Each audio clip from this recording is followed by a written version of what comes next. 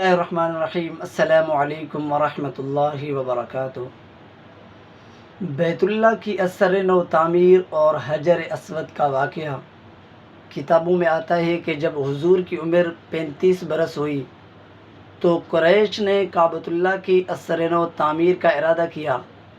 جب بیت اللہ کی اثر نو تعمیر مکمل ہوئی اس کے بعد حجر اسود جو کہ قدیم زمانے سے ایک نشانی کے طور پر سمجھا جاتا تھا، اس کے لگانے کا وقت آیا تو قریش کے مابین جھگڑا اور فساد ہو گیا، بلکہ فساد کا امکان ہوا کہ قریب تھا کہ لوگ آپس میں لڑ پڑتے، چونکہ اس کو رکھنے کے لیے ہر کوئی اپنے لیے باعث فخر اور باسعادت سمجھ رہا تھا، تو ہر کسی کی اپنی یہ خواہش تھی کہ ہم رکھیں۔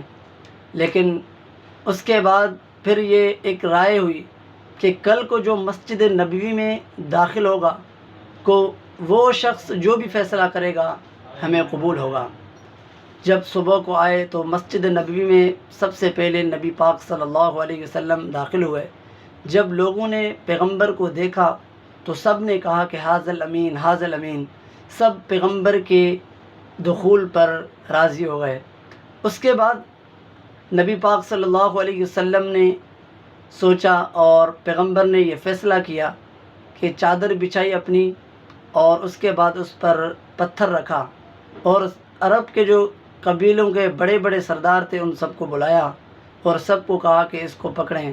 اس کے بعد پیغمبر نے کعبۃ اللہ کے پاس ان سے رکھوایا اور خود ہی حجر اسود کو بیت اللہ کے ساتھ لگا دیا۔